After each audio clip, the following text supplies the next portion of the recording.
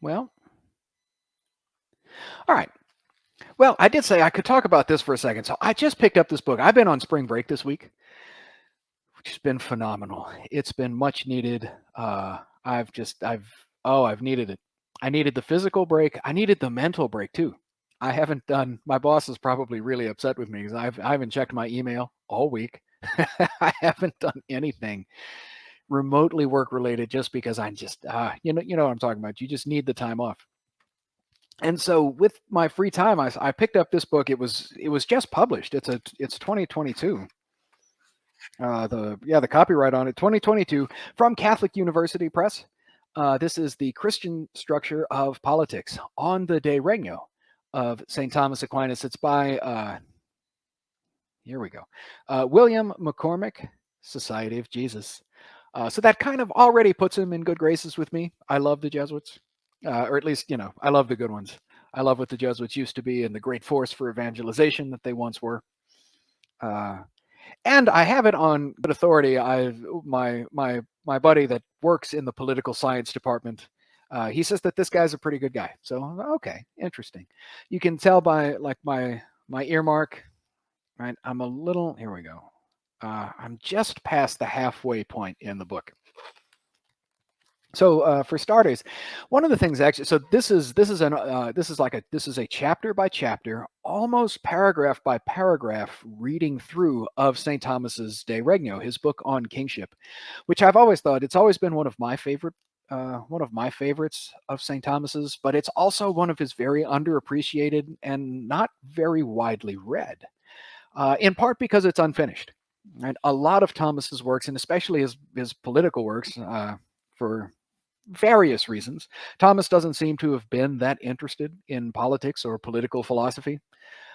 His forays into it are mostly unfinished. So the De Regno is the book on kingship is unfinished, possibly because the king that he was writing to uh, died at a rather young age, actually. I don't remember what was the cause of death, but anyway, the person to whom he was writing passed, and so maybe Thomas thought then there wasn't a practical purpose in finishing it. His commentary on Aristotle's Politics is unfinished. He has a couple of some of his letters, and I mean like really brief, maybe a little longer than that, but really brief letters. Like he has one um, to the Duchess of, oh goodness, it starts with a B. Why am I blanking on this? Uh, let's see.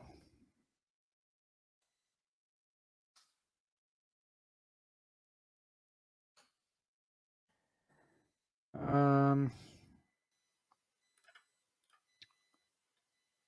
Brabant. There it is. Ha, the Duchess of Brabant. I knew it. I was going to say it was Brisbane, but nope, that wasn't it. So the Duchess of Brabant but this was the on the treatment of Jews in the city, right? And it was very particular to her geographical kingdom or province. I don't know, whatever you would call whatever a duchess is head of. So that's one of his other works, and then he has a really short letter on actually on exchange, on buying and selling. Um, what was it called?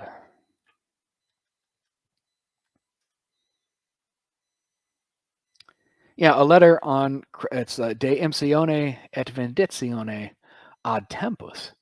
So on the buying and selling, and ad tempus, that's kind of an interesting to the time.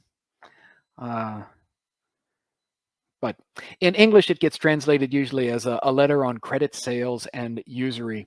And it's a minor work where Thomas is addressing a very, very particular issue, which was rather popular topic of medieval political thought, scholastic political thought. It still remains popular today, was on the charging of interest.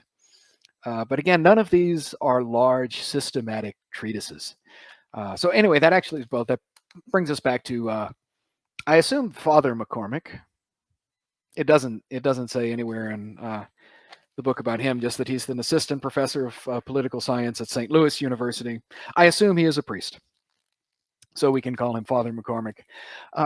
So again, most people when they think of St. Thomas's political thought, Most people do turn for their central reference to the secunda pars of the Summa Theologiae, usually the treatise on justice, the treatise on law. Sorry, where Thomas, it's kind of his most systematic presentation of any sort of legal thought, political thought. Excuse me. It's where the questions on justice are all located, although the questions on justice are further in the secunda pars after the treatise on law. And people tend to focus there, and sometimes they'll look at the De Regno like in the background, right? With the commentary on the politics almost neglected, really. And so Father McCormick, one of the things he's arguing for in this work is actually to switch that frame of reference, and he's really arguing more for the centrality of De Regno in Thomas's political thought, right? That you can actually look to the work on kingship uh, for an almost comprehensive and complete political philosophy with the question of justice, the common good, the origins of government, the reason for government, the reward of the king, what kings are supposed to look out for in their kingdom, how the king can slip into tyranny, what the citizens are supposed to do if the king slips into tyranny, so so on and so forth. There's actually a lot of interesting stuff. And one of the things, again, because this is a paragraph, almost paragraph by paragraph, but definitely a chapter by chapter reading of the De Regno, it's a pretty in-depth look at a rather neglected work of St. Thomas's political thought. So it's definitely a great contribution. There's one of the things, again, as I said, I'm only just a little bit halfway through the book, so I've not finished it yet, so I really can't comment on the whole of it. I would say, though, from what I have read of it thus far, has been very, very good. I've actually enjoyed it a lot. I'll start off. No, I'll start off. I don't. There were two. One is a small nitpick that I have. The other one, I was like, this is maybe more of a problem. The nitpick that I have is a scholar of St. Thomas should know better than to talk about the Summa Theologica. Right, that's it's a very modern misprint, right? I think a scholar of St. Thomas would know it's the Summa Theologiae, right? It is the Summa of theology, right? It should be in the genitive case. But again, that's just a nitpick, as I said. Now, one of the first things I noticed when I was reading was, so when he's looking at the opening chapters, book 1, chapters 1 and 2, and he's looking at the question of political naturalism. How natural is it for men to come together in political society? And whether or not it's, there's the Aristotelian concept whereby men are naturally political animals. We come together by nature for the sake of political life, for the sake of the end of human nature, for the sake of living virtuously. And this is the kind of standard Aristotelian line. And for the most part, Thomas follows that line. And then, of course, but there's also the sort of the Augustinian notion that political life is something of a punishment of original sin because political government is coercive. And Augustine, this is the City of God. I don't have it anymore. It used to be right here. No, anyway, it's the City of God. It's book 5, chapter 12, and Father McCormick actually cites to it rather extensively. But this was my problem reading it. When it comes to Augustine and St. Thomas drawing on Augustine's thought, Father McCormick gives you the citation to Augustine, to City of God, book 5, chapter 12, following. He gives you the quotes from Augustine. He's like, here's what Augustine said on this topic, in this context, addressing this issue. And he shows then how Thomas, in a similar context, addressing the same issue, uses some of the same terminology and these same ideas that he's drawing from Augustine. And you're like, yes, this is helpful. I can see this. When Father is laying out St. Thomas drawing on Cicero in book 1, chapters 1 and 2 of the De Regno, he doesn't do any of that. He doesn't cite to the De Officiis or any of other of Cicero's works. He doesn't give me a citation. He doesn't give me any quotes.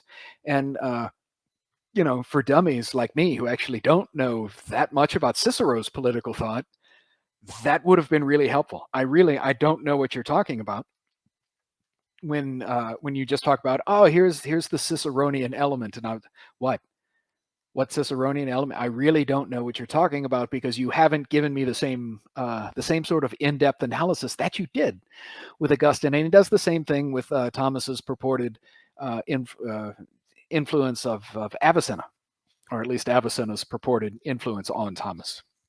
Again, there's not a citation, there's not a quote, there's nothing, and so it was just difficult and kind of frustrating to read. But other than that, the rest of the work is pretty good. It's again very in-depth reading of the text.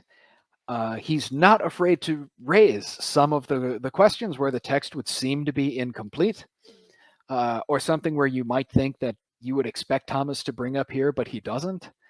And one of the things that Father McCormick does in looking at that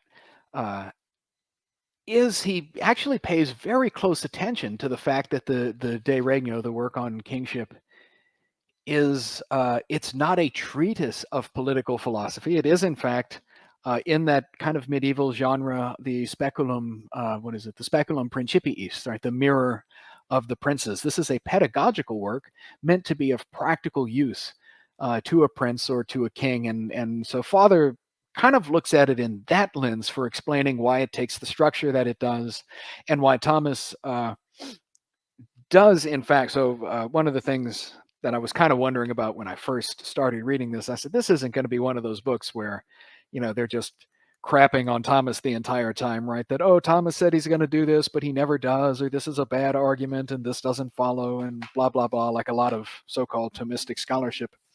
But instead, he actually comes back, but through the layout of the text as part of this genre of the speculum, right, or specula in the plural, that Thomas does, in fact, come back to answer many of the questions that he raises, that, in fact, he does it in a very in-depth and satisfactory way. And so I've just started, this part was book 1. I've just started book 2, chapters 1 through 8, where Thomas actually gets into the place of the relation between church and state, right? And thus far, he actually hasn't brought that up. So I'm actually really looking forward to finishing this, which I don't know. I should be able to do this weekend. We'll see. All right.